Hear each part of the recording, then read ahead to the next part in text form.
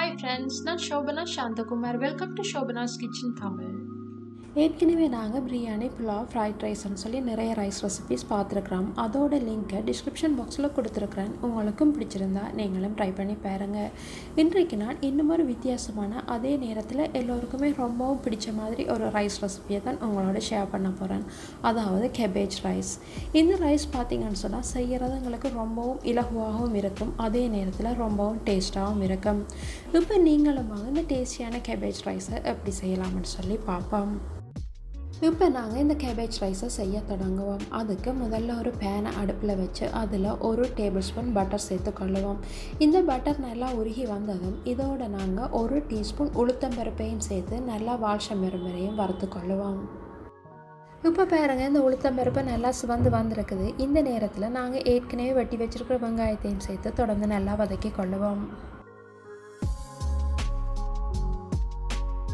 இப்போ இதோடு நாங்கள் ஏற்கனவே எடுத்து வச்சுருக்கிற மிளகாயையும் சேர்த்து கொள்ளுவோம்.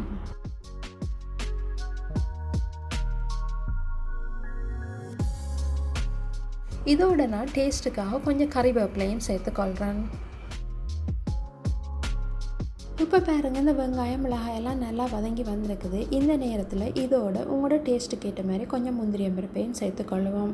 இந்த முந்திரியம்பருப்பு கட்டாயம் இல்லை, ஆனால் நாங்கள் இந்த ரைஸோட கொஞ்சம் முந்திரியம்பருப்பு சேர்க்கும்போது அந்த ரைஸ் நல்ல ஒரு டேஸ்ட்டாகவும் அதே நேரத்தில் நல்லா ரிச்சாகவும் இருக்கும். இப்போ பாருங்கள், இந்த வெங்காயத்தோட இந்த முந்திரியம்பருப்பும் சேர்ந்து நல்லா வதங்கி வந்திருக்குது. இப்போ நாங்கள் வெட்டி வச்சுருக்கிற கேபேஜையும் சேர்த்துக்கொள்ளுவோம். எப்போவுமே நீங்கள் இந்த ரைஸுக்கு கேபேஜை வெட்டும்போது நல்ல மெல்லிய பீசஸாக வெட்டி கொள்ளுங்க. அப்போ தான் இந்த கேபேஜ் இந்த ரைஸோடு சேர்ந்து வதங்கும் போது அது எங்களுக்கு நல்ல ஒரு டேஸ்ட்டை கொடுக்கும்.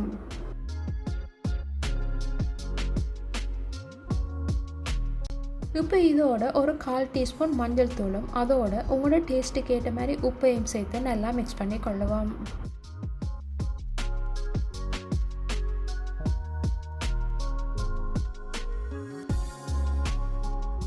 இப்போ இந்த கேபேஜ் அவிகிறதுக்காக தண்ணி எதுவும் சேர்க்காமல் இப்படியே ஒரு 2 தொடக்கம் 3 நிமிஷம் மூடி விடுவோம்.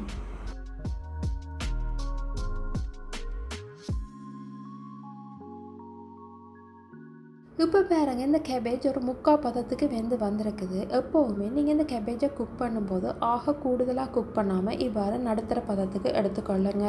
அப்போ தான் எங்களுக்கு அந்த சாதத்தை சாப்பிடும்போது அந்த கேபேஜும் வாயில் கடிப்பட அது ஒரு நல்ல ஒரு டேஸ்ட்டாக இருக்கும்.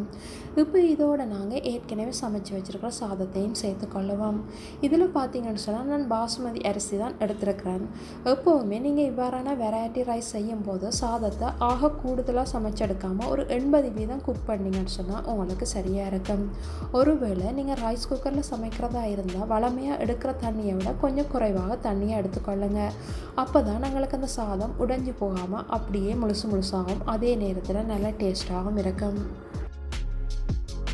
இப்போ இதோட நான் கொஞ்சமாக அரோமேட்டும் சேர்த்துக்கொள்கிறேன். இது கட்டாயம் இல்லை, உங்களுக்கு விருப்பம்னு சொன்னால் நீங்களும் சேர்த்துக்கொள்ளலாம், இல்லைன்னு சொன்னால் இது சேர்க்காமலும் செய்து கொள்ளலாம்.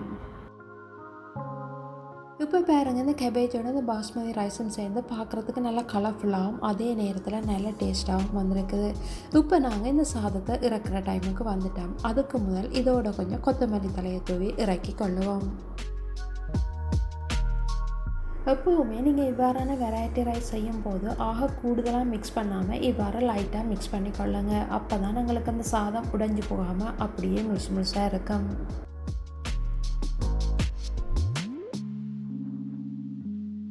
இப்போ பாருங்கள், எங்களோட கேபேஜ் ரைஸ் ரெடி ஆகிட்டுது. இதில் நாங்கள் சேர்த்துருக்கிற முந்திரியம்பருப்பு உளுத்தம்பருப்பெல்லாம் சேர்ந்து நல்லா வாசமாகவும் அதோட நல்லா கலர்ஃபுல்லாகவும் நல்ல டேஸ்ட்டாகவும் வந்திருக்குது. இந்த ரைஸை பொறுத்தவரையில் உங்களுக்கு சைட் டிஷ்ஷு எதுவுமே தேவைப்படாது. ஒரு பப்படம் இல்லைன்னு சொன்னால் ஒரு மோர் மிளகாயை பொரிச்சிட்டு சாப்பிட்டு பாருங்கள், ரொம்பவும் அருமையாக இருக்கும். இந்த ரைஸை நீங்கள் ஸ்கூலுக்கு அல்லது வேலைக்கு போகிறவங்களுக்கு ஒரு டிஃபன் பாக்ஸில் போட்டு கொடுத்து பாருங்கள். அன்றைய நாள் முழுவதும் அவங்களுக்கு ஒரு நல்ல ஒரு புத்துணர்ச்சியாகவும் அதே நேரத்தில் நல்ல ஆரோக்கியமாகவும் இருக்கும். இப்போ பாருங்கள், எவ்வளவு குயிக்காகவும் டேஸ்ட்டாகவும் இந்த கேபேஜ் ரைஸை நாங்கள் சிம்பிளாகவே செய்து முடிச்சிட்டோம்னு சொல்லி உங்களுக்கும் இந்த ரைஸ் பிடிச்சிருக்குமென்னு நம்புகிறேன். நீங்களும் ஒரு தடவை இதே அளவில் இதே முறையில் உங்களோட வீட்டில் ட்ரை பண்ணி பாருங்கள். ட்ரை பண்ணி பார்த்துட்டு எப்படி இருந்துச்சுன்னு சொல்லி மறக்காமல் உங்களோட கருத்துக்களை என்னோட பகிர்ந்து கொள்ளுங்கள். இன்னும் ஒரு வீடியோவில் இன்னும் ஒரு இன்ட்ரெஸ்டான ரெசிபியோட மீண்டும் சந்திப்போம்.